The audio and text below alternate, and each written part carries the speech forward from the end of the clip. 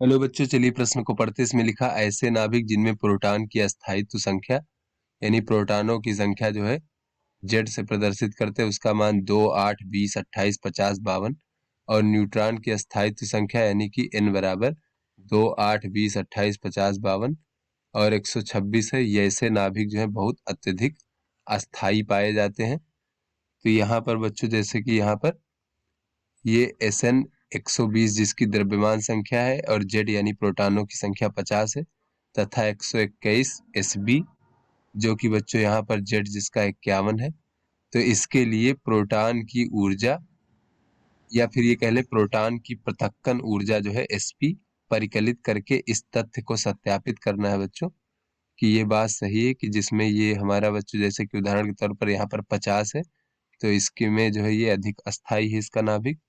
तो इसमें प्रोटॉन की पृथक्कन ऊर्जा की गणना करके इस तथ्य को सत्यापित करना है। तो किसी न्यूक्लियाइड के लिए प्रोटॉन पृथक्कन ऊर्जा वह न्यूनतम ऊर्जा होती है जो उस न्यूक्लियाइड के किसी नाभिक से न्यूनतम दृढ़ता से बंधे प्रोटॉन को पृथक करने के लिए आवश्यक होती है। तो यह इस प्रकार व्यक्त की जाती है। तो बच्चों ये हमारी प्रोटॉन पृथक्कन ऊर्जा को इस प्रकार से व्यक्त करते हैं बच्चों यहाँ पर। तो ये हमारा बच्चों द्रव्यमान है इस प्रकार से Z-1 नाभिक का, और ये बच्चों हमारा प्रोटॉन का द्रव्यमान है और माइनस ये हमारा बच्चों जेड परमाणु क्रमांक वाले नाभिक का द्रव्यमान है और गुणे C का वर्ग इस प्रकार से। तो इस प्रकार से हम बच्चों प्रोटॉन की पृथक्कन ऊर्जा ज्ञात करते हैं। फिर यहाँ पर दिया गया है बच्चों इस प्रकार से आवश्यक मान द्रव्यमान के मान हमें दिए गए हैं। तो चलिए बच्चों इस प्रश्न की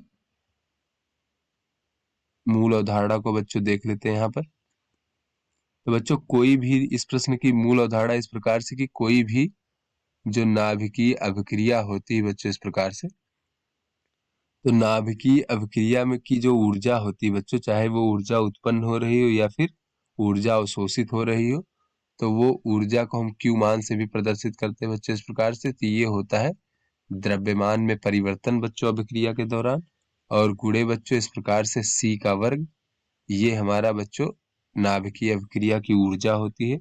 तो चलिए बच्चों अपने प्रश्न को हल करते हैं और यहाँ पर देखें अगर बच्चों, तो ये जो नाभिक से जो हम एक प्रोटॉन पृथक्कन ऊर्जा की बात कर रहे हैं बच्चों, जिसको ज्ञात करके हम यहाँ पर ये सिद्ध करेंगे कि ये हमारा नाभिक अधिक अस्थाई है Sb की तुलना में। तो यहाँ पर बच्चों अगर हम देखें तो ये प्रोटॉन को अलग करने पर बच्चों क्या होगा, यहाँ पर ये हमारा जो नाभिक होगा बच्चों इस प्रकार से।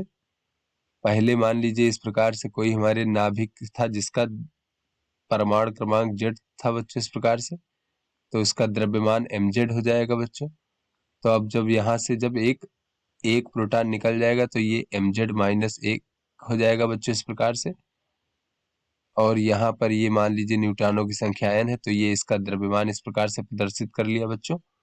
और साथ में प्रोटॉन अब बाहर हो गया बच्चों, तो प्रोटॉन का द्रव्यमान अलग से लिख लेंगे। तो ये बच्चों हमारा बाद में कुल द्रव्यमान हो जाएगा। इसमें से बच्चों हम पहले का कुल द्रव्यमान अगर हम घटा दें बच्चों इस प्रकार से, तो पहले हमारा इस प्रकार से नाभिक था जिसका परमाणु क्रमांक Z यानी प्रोटॉनों की संख्या Z और न्यूट्रॉनों की संख्या n। तो ये बच्चों इस प्रकार से ये हमारा द्रव्यमान में परिवर्तन आ जाएगा यानी कि डेल्टा m आ जाएगा बच्चों इस प्रकार से। अब अगर इसमें बच्चों हम C का वर्ग कर दें इस प्रकार से, C के वर्ग से गुणा कर दें बच्चों, तो ये हमारे अभिक्रिया का Q मान। किंतु बच्चों यहाँ पर प्रोटॉन पृथक्कन की बात की गई तो इसे जैसा कि प्रश्न में Sp से प्रदर्शित किया गया तो इसे हम Sp से प्रदर्शित कर लेते हैं। तो चलिए बच्चों अब इस प्रश्न को जो है हल करते हैं, और यहाँ पर बच्चों जो हमारा Sn है उसमें प्रोटॉन पृथक्कन ऊर्जा ज्ञात करते हैं और Sb में ज्ञात करते हैं, और देखते हैं कि किसमें प्रोटॉन को अलग करना आसान है या कि कठिन है। तो यहाँ पर बच्चों अगर हम देखें जिसमें प्रोटॉन को पृथक्कन ऊर्जा का मान अधिक होगा बच्चों, वो अधिक अस्थाई माना जाएगा या फिर अधिक अस्थाई माना जाएगा। तो यहाँ पर बच्चों हम देख लेते हैं। तो अगर हम Sn के लिए देखें बच्चों यहाँ पर, तो Sn का दिया गया है 120 द्रव्यमान संख्या और Z का मान दिया गया है 50। तो बच्चों ये हमारा अस्थाई संख्या है 50।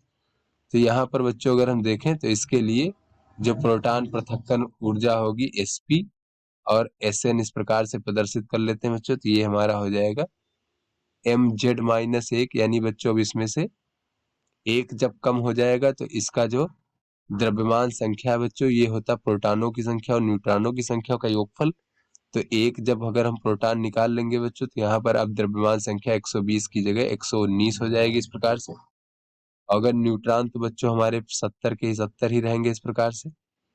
उसके बाद धन बच्चों यहाँ पर ये हमारा प्रोटॉन का द्रव्यमान, और ऋण बच्चों ये हमारा mzn, यानी कि जब हमारा 120 था इस प्रकार से और 70 न्यूट्रॉन थे, और गुणे c का वर्ग।